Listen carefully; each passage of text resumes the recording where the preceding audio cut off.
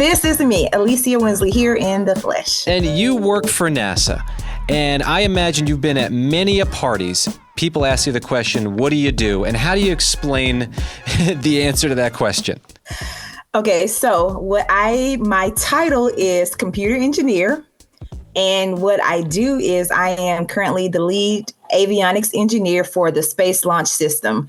And that is the rocket that we're using to send astronauts to the moon, to return to the moon. Unbelievable. That's the title that I give people. But the easiest thing is I tell them, give the computer all of the things that it needs to know to get to the moon. And do people's jaw just drop? They go, oh, you're a NASA person? Oh, my goodness. I'm assuming you're like cornered until you find a way out of that conversation, right?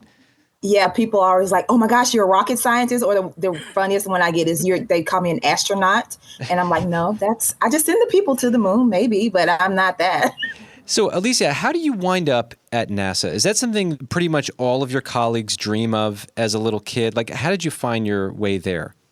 So my story is a little unique from most. So I think there are a lot of people that this is their dream job.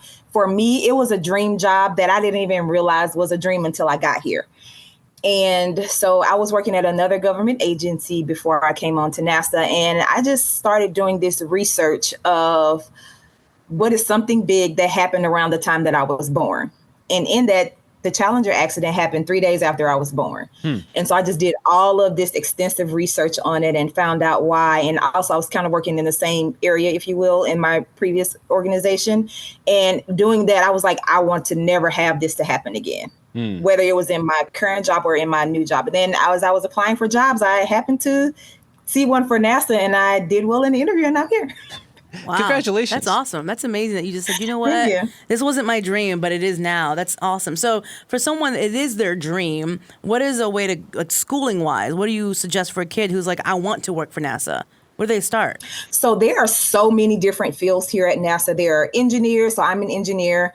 But there are different types of engineers. So there's electrical, computer, mechanical, aeronautical engineers. Then we have scientists who are biologists, chemists. We have people that do structural work. We have lots of different fields that you can go in. So NASA is not just engineers that do the work. There are a lot of things that are behind the scenes. We have contracting officers. We have procurement officers that make sure we have the supplies that we need. So there are so many different fields for a person that wants to work here. But if a person wants to actually do, the rocket science-y stuff that we do, then they will be engineers, mathematicians, scientists, biologists, all of those things. Isn't it so cool, though? I find that so encouraging. First of all, that there are so many spots in this very prestigious space that are available for anyone who really wants to do it. And even with your story, you started reading about this stuff and that drew you into it. But also, I think anyone could start reading about it, even if you're a kid and there's not even a course of action at this moment to go to a certain college yet or whatever.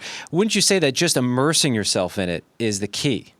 Yes, absolutely. When you find the thing that you love. So me, when I started out, I didn't want to be an engineer. I just knew I liked math.